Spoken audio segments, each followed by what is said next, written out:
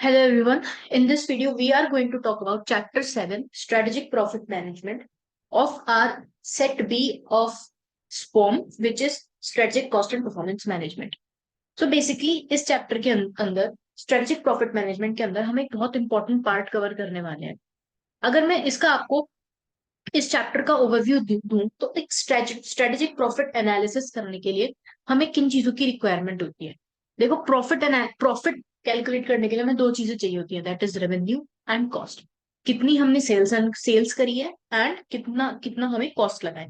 दोनों को जब हम कंपेयर करते हैं तो हमें पता चलता है कि हमारा प्रॉफिट कितना है, राइट। अब इस प्रॉफिट को हम कैसे मैनेज कर सकते हैं? प्रॉफिट मैनेज करना मतलब ज्यादा से ज्यादा सेल्स हो, कम से कम कॉस्ट लगे, तो हमारा प्रॉफिट मैनेज होगा, मतलब ज्यादा आएगा। इसके कई तरीके होते हैं। देखो, स्ट्रेटेजिक प्रॉफिटेबिलिटी एनालिसिस का जो मेन क्रक्स होता है वो देखो ये डिसाइड करने के लिए होता है कि एक ऑर्गेनाइजेशन को कॉस्ट लीडरशिप पे जाना है या प्रोडक्ट डिफरेंशिएशन करना है। उसकी कॉस्ट और प्राइसिंग की जो स्ट्रेटजीज हैं वो डिटरमाइन करता है वो ऑन द बेसिस ऑफ कि उसकी ओवरऑल स्ट्रेटजी क्या है, ओवरऑल ऑब्जेक्टिव क्या है, कॉस्ट लीडरशिप है या प्रोडक्ट डिफरेंशिएशन है। अब इसको करने के लिए कई तरीके होते हैं, जैसे कि activity based costing, activity based management, activity based budgeting. ये चीजें आगे हम देखेंगे कि इनका क्या रेलेवेंस है इसके अंदर। और प्रॉफिट को एनालाइज हमें कैसे करना है? हम डायरेक्ट प्रोडक्ट प्रॉफिटेबिलिटी देख सकते हैं, और दूसरी चीज हम देख सकते हैं कस्टमर प्रॉफिटेबिलिटी एनालिसिस, कि कस्टमर के पॉइंट ऑफ व्यू से क्या चीज वो प्रॉफिटेबल है या नहीं। तो इसमें कई सारे पार्ट आएंगे। अभी हम जो एक इम्पोर्टेंट पार्ट कवर करने वाले हैं जिसपे आपके क्वेश्चंस बन सकते हैं, जिसपे एमसीक्यू बन सकते हैं आपके सेट बी के अंदर या आईबीएस के अंदर, तो वो हम पार्ट कवर करेंगे, which is strategic profitability analysis of operating profit. देखो, दो तरीके के प्रॉफिट होते हैं, ऑपरेटिंग प्रॉफिट और एक net profit. Operating profit is purely due to the operations. Okay, सबको पता है ये। तो ऑपरेटिंग प्रॉफिट को कैसे हम एनालाइज करेंगे? तो सबसे पहले तो हमें जानना पड़ेगा प्रॉफिट के तीन कंपोनेंट्स होते हैं, growth component, price recovery component और प्रोडक्टिविटी कंपोनेंट। हाउ? देखो, ग्रोथ कंपोनेंट क्या? आप जितनी ज्यादा सेल्स कर रहे हो, अगर लेट सपोज आपने 100 यूनिट्स की सेल करी और नेक्स्ट ईयर आपने 120 यूनिट्स की सेल करी, तो आपकी 20 यूनिट्स की ग्रोथ है। So that is growth component, इसको हम एनालाइज करेंगे। इसके दो इफेक्ट हो सकते हैं, revenue effect and cost effect. दोनों ही इफेक्ट्स को हमें एनालाइज करना पड़ेगा, because profit calculate he revenue minus cost से होता है, राइट।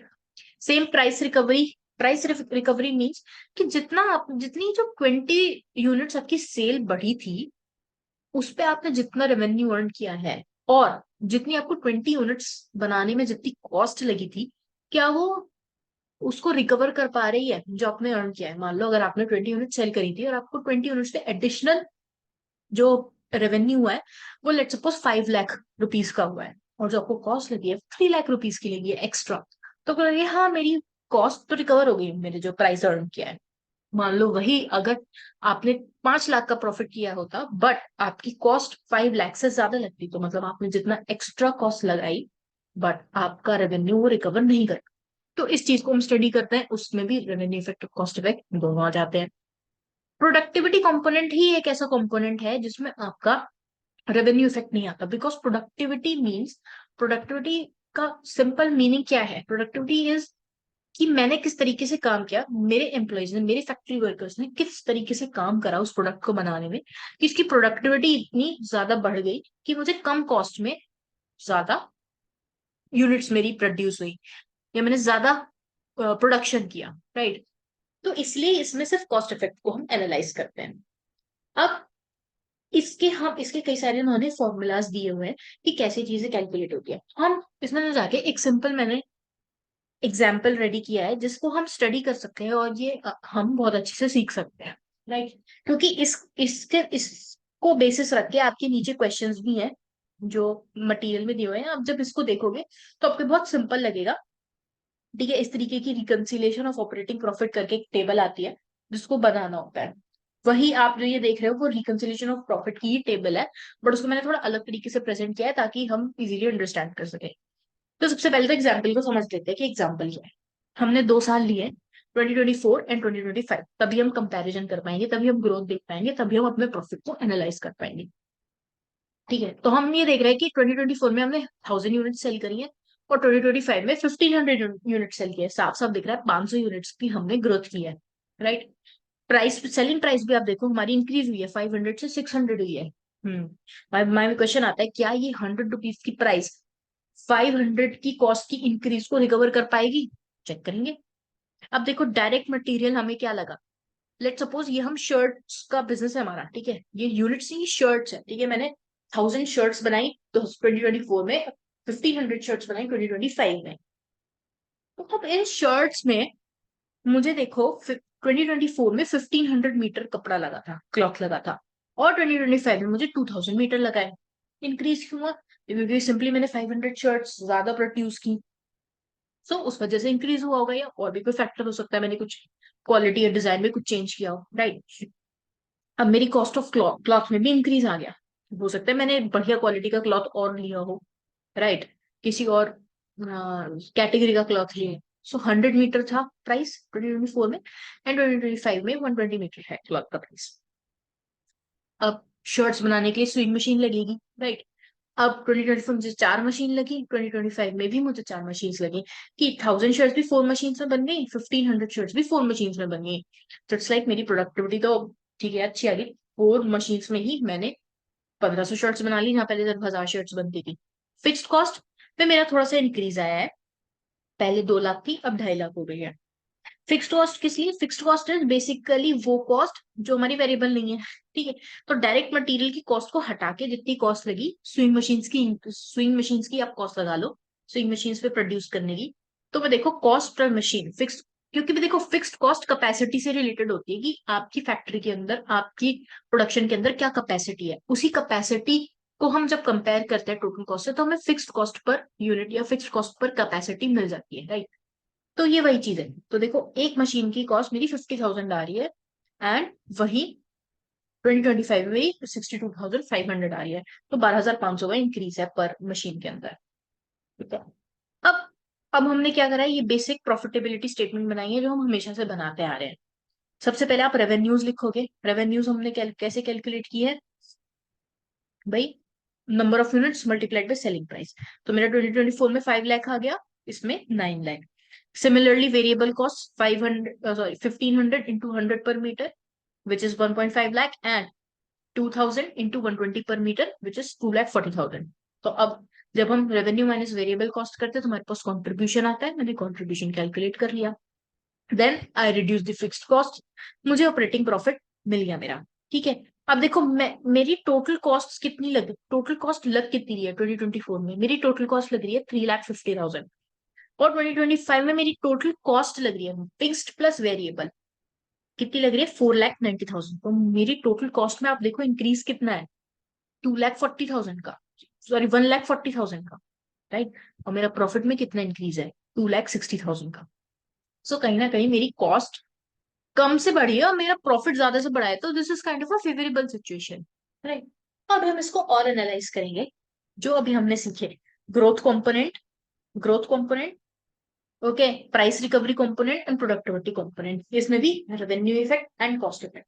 अब हम एक एक चीज को बहुत आसानी से, बहुत सिंपल तरीके से सीखेंगे, तो आपको ज्यादा दिमाग लगाने की इसमें जरूरत नहीं है, बहुत सिंपल सा आप कैलकुलेशन है प्लस माइनस का, दैट्स इट। देखो ग्रोथ कंपोनेंट में निकालना है रेवेन्यू इफेक्ट, तो आप सिंपली देखो कि मेरी इस साल कितनी यूनिट्स सेल हुई और मेरी पिछले साल कितनी हुई थी। मेरी पिछले साल 1000 यूनिट्स हुई थी, राइट, और मेरी इस साल कितनी हुई है 1500 यूनिट्स, माइनस कर दो। अब प्राइस कौन से लोगे? बिकॉज हम कंपैरिजन कर रहे हैं तो हमेशा पिछले साल का प्राइस लेंगे, राइट। कंपैरिजन हमेशा पिछले साल का होगा, क्यों? पिछले साल इज आर बेस, हमेशा बेस प्राइस से कंपैरिजन होगा। सो 1500 माइनस 1000 इंटू 500, मुझे पता चल गया मेरा 2.5 लाख का फेवरेबल ग्रोथ कंपोनेंट है, किसमें? रेवेन्यू इफेक्ट में। वहीं अगर मैं कॉस्ट इफेक्ट में जाके देखूं, क्या मेरी फिक्स्ड कॉस्ट में कोई चेंज आया? अब आप देखो 4 मशीन्स पे ही 1000 शर्ट्स बन रही थी, और 4 मशीन्स पे ही 1500 शर्ट्स बन रही हैं, और मेरा, अब मुझे कंपेयर कर रहे हैं कि मेरी ग्रोथ की वजह से, मेरी फिक्स्ड कॉस्ट में, मेरी ग्रोथ की वजह से क्या फिक्स्ड कॉस्ट में कुछ चेंज आया है? The answer is no. पहले भी 4 मशीन्स लग रही थी, अब भी 4 मशीन्स लग रही हैं। द ओनली चेंजेस पहले मेरी 50,000 प्राइस थी, अब मेरी 62, सॉरी कॉस्ट मेरी 50,000 थी पिछले साल, इस साल 62,500 है। ये किसी और रीजन की वजह से हो सकता है, अभी पता चल जाएगा हमें, राइट। तो मेरा यहाँ पे फिक्स्ड कॉस्ट का कॉस्ट इफेक्ट कितना आया, जीरो, कुछ फर्क ही नहीं पड़ा मुझे, राइट। वहीं अगर मैं वेरिएबल कॉस्ट का देखूं, तो अब देखो कि क्या 1500 मीटर में, 1500 में क्या 1500 यूनिट शर्ट्स बन सकती हैं, तो अभी हमें ये देखना पड़ेगा। देखो इसमें ना फिक्स्ड कॉस्ट और वेरिएबल कॉस्ट में आपको दो, सॉरी फिक्स्ड कॉस्ट में आपको एक असम्पशन लेके चलना पड़ेगा, दैट पिछले साल आपकी जितनी कैपेसिटी थी वो एडिक्वेट है करंट ईयर के प्रोडक्ट्स को प्रोड्यूस करने के लिए। ये यही जो अजम्पशन है, ये आगे भी क्वेश्चंस में फॉलो किया हुआ है, आप देखोगे तो। सो हम यही अजम्पशन लेके चल रहे हैं, इसीलिए मैंने यहाँ 4 मशीन दोनों में रखा है, राइट। फोर मशीन हो गया, तो फिक्स्ड कॉस्ट में आपको ये अजम्पशन लेना पड़ेगा कि पुराने साल की capacity is adequate for current years production, right. अब अगर हम वेरिएबल कॉस्ट के बारे में देखें, अब वेरिएबल कॉस्ट में, अब देखो हमेशा वेरिएबल कॉस्ट पे भी जब आप कॉस्ट पे जब करोगे, तो हमेशा में देखना है कि पिछले साल का इनपुट, सॉरी करंट ईयर का आउटपुट पिछले साल के इनपुट से क्या बन सकता था। तो हमने देखा कि अगर इस साल मैंने 1500 शर्ट्स बनाई है, सॉरी पिछले साल अगर मैंने 1000 यूनिट्स बनाई थी 1500 मीटर में, ठीक है, तो मेरी 1500 यूनिट्स कितने मीटर में बन जाती, तो वो चीज हमें पता चल गई। देखो अभी आप फॉर्मूला देखना, units of input required to produce current year output in last year, इस साल का आउटपुट पिछले साल में कितना बन सकता था। तो देखो 1500 यूनिट्स में जब बनाई थी, पिछले साल मेरा इनपुट कितना था 1500 मीटर, तो यानी 1 मीटर में 1 यूनिट बन सकती है, 1 मीटर में एक शर्ट बन सकती थी पिछले साल जो मेरा इनपुट था। तो मैंने कहा ठीक है 1500 में बन सकती है, और एक्चुअल यूनिट्स इस बार कितनी प्रोड्यूस हुई है, 1500 यूनिट्स। तो अगर मैं ये हिसाब लगाऊं तो 1500 - 1500 पिछले साल मेरा बन सकता था। तो मेरी इनपुट की वजह से मेरा कोई ग्रोथ नहीं आया, मैं पिछले साल भी उतने ही उतने ही अमाउंट ऑफ क्लॉथ में शर्ट्स प्रोड्यूस कर सकती थी।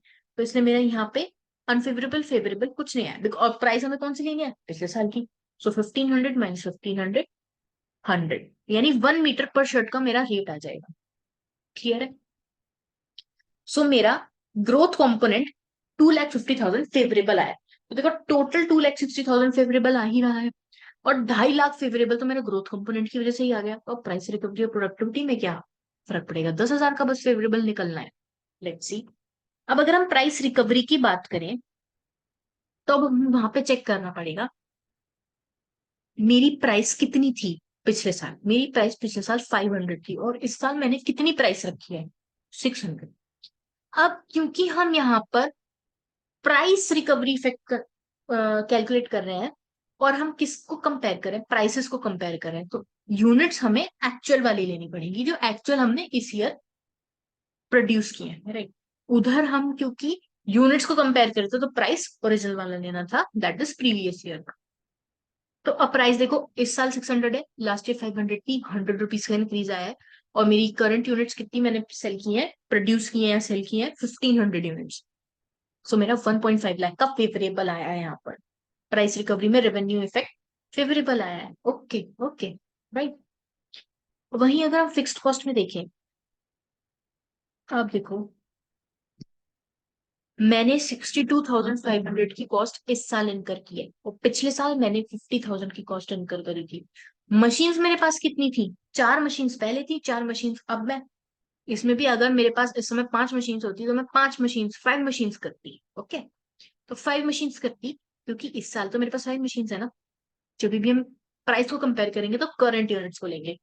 सो दिस मीन्स मुझे यहाँ पर 50,000 की एक्स्ट्रा कॉस्ट इनकर हुई है। ये यहाँ अमाउंट पॉजिटिव आया है, दिस डजेंट मीन कि फेवरेबल हो जाता, बिकॉज ये कॉस्ट है, मुझे कॉस्ट ज्यादा लगी है, दिस इज अनफेवरेबल। ये मेरे लिए एक नेगेटिव फिगर है, तो इसलिए अनफेवरेबल लिखा है मैंने।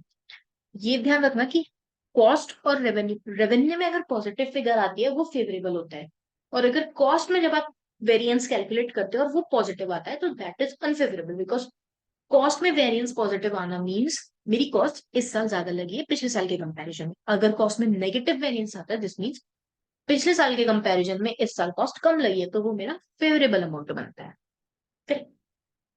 तो यहाँ मेरे 50,000 का अनफेवरेबल आया। वाई? बिकॉज पिछले साल मुझे 50,000 की ही कॉस्ट लगी थी और इस साल मुझे 62,500 की कॉस्ट लगी है ऑन फॉर 4 स्विंग मशीन। तो मुझे 50,000 का अनफेवरेबल, मुझे ज्यादा कॉस्ट लगी है। हो सकता है मैंने उसमें कुछ इम्प्रूवमेंट्स किए हों, या क्योंकि ज्यादा ज्यादा आउटपुट प्रोड्यूस हुआ है तो उस वजह से मेरी कॉस्ट एक्स्ट्रा लग गई, ज्यादा इलेक्ट्रिसिटी लग गई होगी, कुछ भी फैक्टर हो सकता है। वेरिएबल कॉस्ट में भी मेरा चेंज आया है। वाई? बिकॉज पहले मेरा 100 पर मीटर लग रहा था और इस बार मेरा 120 पर मीटर लगा है, और मैंने यूनिट्स कितनी सेल की है? 1500 यूनिट्स। सो अब देखो, मेरा यहाँ पे 30,000 अनफेवरेबल आया है, बिकॉज मुझे कॉस्ट ज्यादा लगी है, 20 रुपए कॉस्ट ज्यादा लगी है ना। सो यहाँ मेरा 70,000 फेवरेबल बैलेंस आ जाता है। ओके, ठीक है, डन है। अब अगर हम प्रोडक्टिविटी को कैलकुलेट करें, प्रोडक्टिविटी को एक बार फॉर्मूलाज भी देखते चलते हैं, फॉर्मूलाज भी देखते चलते हैं। रेवेन्यू इफेक्ट हमने कैलकुलेट कर लिया, प्राइस रिकवरी का, actual units of output sold in current year, and actual sorry units of input required to produce current year output in last year, variable cost and units of capacity. So हमने वही चीज यहाँ पे calculate की है as it is. अब देखो, अब आपको लग रहा होगा कि मैंने यहाँ पर 2000 क्यों नहीं लिया है, 2000 मीटर, यहाँ मैंने 1500 मीटर क्यों लिया है। फॉर्मूले को ध्यान से पढ़ो आप। Units of input required to produce current years output in last year, जो हमने यहाँ पे कैलकुलेट किया था, 1500 यूनिट्स 1500 मीटर में प्रोड्यूस हो सकती थी, इसलिए मैंने यहाँ पे 1500 ही लिया। ओके, यहाँ पे कंफ्यूजन नहीं होना है। अब प्रोडक्टिविटी में रेवेन्यू इफेक्ट तो होता ही नहीं है। अब अगर हम सीधे कॉस्ट इफेक्ट पर आए, तो फिक्स्ड कॉस्ट में तो मेरा कोई चेंज ही नहीं है ना। अब देखो, फिक्स्ड कॉस्ट में मेरा कोई चेंज नहीं है। 4 मशीन ही पहले लग रही थी, 4 मशीन ही अब लग रही है, बस मेरा प्राइस ज्यादा हो गया, 62,500 हो गया। ओके, वेरिएबल कॉस्ट में अगर मैं चेक करूं, वेरिएबल कॉस्ट में अगर मैं चेक करूं, तो पहले मुझे 2000 मीटर कपड़ा लग रहा था, और अब मुझे 1500, सॉरी, पहले मुझे 1500 मीटर कपड़ा लग रहा था और अब मुझे 2000 मीटर कपड़ा लग रहा है। उसकी प्राइस आज के टाइम पे क्या है? 120 मीटर। यहाँ पे हम आज की प्राइस लेंगे, बाय, बिकॉज प्रोडक्टिविटी जब भी आप कंपेयर करते हो, तो आपको फिक्स्ड कॉस्ट में कैपेसिटी इन करंट ईयर लेना है। ठीक है, प्रोडक्टिविटी के अंदर आप करंट ईयर लेना है। जब हमने ग्रोथ इफेक्ट निकाला था फिक्स्ड कॉस्ट का, तब हमने लास्ट ईयर ली। प्रोडक्टिविटी के अंदर हमें करंट लेना है, बिकॉज प्रोडक्टिविटी सिर्फ कॉस्ट को एनालाइज करे, और कॉस्ट में चेंज आ रहा है कि करंट ईयर और पास्ट ईयर में क्या चेंज था। आपको ये ध्यान रखना है, प्रोडक्टिविटी कंपोनेंट जब भी आप कैलकुलेट करोगे, तो आपको जो प्राइस लेनी है वो करंट वाली लेनी है। जो हमने फिक्स्ड कॉस्ट में भी हमने करंट वाली प्राइस ली है, और वेरिएबल कॉस्ट में भी हम करंट वाली प्राइस लेंगे, विच इज 120 पर मीटर। तो यहाँ पे आप देखो, मुझे 60,000 का अनफेवरेबल आया है, तो मैंने यहाँ पे 60,000 का मेंशन करा। अब अगर हम देखें, मेरा रेवेन्यू इफेक्ट 40,000 फेवरेबल आ रहा है। How come? Sorry, 40,000, 4 lakh favourable आ रहा है। ठीक है, मेरा कॉस्ट इफेक्ट फिक्स्ड कॉस्ट का 50,000 अनफेवरेबल आ रहा है, अनफेवरेबल आ रहा है, एंड मेरा वेरिएबल कॉस्ट का 90,000 अनफेवरेबल आ रहा है, यानी 2,60,000 मेरा फेवरेबल बैलेंस बन रहा है, अगर हम इनको एडअप करें तो। ओके, अगर हम इनको एडअप करें तो आपका 2,60,000 फेवरेबल बन रहा है, पॉजिटिव फिगर बन रही है। और वहीं जब हम ग्रोथ कंपोनेंट, प्राइस रिकवरी और प्रोडक्टिविटी का टोटल करते हैं, तो वहां पे भी मेरा 2,60,000 का फेवरेबल बैलेंस आ रहा है। सो बस अब यही है पूरा आपका strategic profitability analysis of operating income, जिसकी ये रिकंसिलिएशन टेबल बनती है। अब एक बार हम रिकंसिलिएशन टेबल देख लेते हैं। उसमें भी देखो कुछ नहीं है, आप ऑपरेटिंग प्रॉफिट लोगे लास्ट ईयर का। एक बार वो भी कैलकुलेशन करके हम देख लेते हैं। मेरा लास्ट ईयर का ऑपरेटिंग प्रॉफिट कितना था? 1,50,000। ओके, मेरा 1,50,000 लास्ट ईयर का ऑपरेटिंग प्रॉफिट था। उसके अंदर मुझे क्या जोड़ना है? Revenue and cost effect of growth component. मेरे ग्रोथ कंपोनेंट का रेवेन्यू और कॉस्ट इफेक्ट कितना आ रहा है? 2,50,000 फेवरेबल। हाँ, ऐड कर दो। मेरे प्राइस रिकवरी का रेवेन्यू और कॉस्ट इफेक्ट कितना आ रहा है? 70,000 फेवरेबल। ऐड कर दो। मेरे प्रोडक्टिविटी का रेवेन्यू और कॉस्ट इफेक्ट कितना आ रहा है? 60,000 अनफेवरेबल। ऐड कर दो। आपको पता चल जाएगा कि आपका करंट ईयर का प्रॉफिट कितना आना है, which is 4,10,000 and this is the current year का ऑपरेटिंग प्रॉफिट। सो ये था हमारा पूरा कॉन्सेप्ट। ठीक है, पूरा कॉन्सेप्ट था हमारा ये रेवेन्यू इफेक्ट और कॉस्ट इफेक्ट एनालाइज करना of strategy of operating profit. जिसके तीन कंपोनेंट्स हैं, growth, price recovery and productivity. ये ध्यान रखना है, प्रोडक्टिविटी में सिर्फ कॉस्ट इफेक्ट एनालाइज होता है बिकॉज उसका रेवेन्यू से लेना देना नहीं हो, क्योंकि प्रोडक्टिविटी ही तब पड़ती है जब हमारा कॉस्ट इंक्रीज या डिक्रीज हो। फॉर्मूलाज आप इसके देख सकते हो। आई होप सो जो लॉजिक मैंने आपको बताया उससे क्लियर होगा। स्टिल आपको फॉर देखो, क्योंकि आईबीएस एक ओपन एग्जाम है तो कुछ याद करने की तो जरूरत नहीं है, आपको बस दिमाग में रखना है कॉन्सेप्ट क्या है, फॉर्मूलाज आपके सामने होंगे। ओके, ये चीज आई होप क्लियर है। ये क्वेश्चन आप आराम से देख सकते हो, it's not a big deal. इसमें बस कुछ चीजें मिसिंग है, बट जिस तरीके से हमने ये टेबल बनानी सीखी है ना, ये जो टेबल आपको दिख रही है, इस टेबल को जैसे हमने बनाना सीखा है, आपको बहुत आसानी से ये मिसिंग फिगर्स आइडेंटिफाई हो जाएंगी। Okay, so it's an easy question, कोई दिक्कत की बात नहीं है। फॉर्मूले में ऊपर नीचे करके आपको वो फिर वैल्यूज कैलकुलेट कर रही हैं। That's it, this was the concept जो हमने आज की इस वीडियो में डिस्कस किया है। आई होप सो आपको सारी चीजें क्लियर होंगी। कोई भी डाउट्स हैं आप कमेंट सेक्शन में पूछ सकते हो या फिर टेलीग्राम ग्रुप्स पे पूछ सकते हो। As per your wish, I will be happy to cater to your doubts. Thank you and all the best.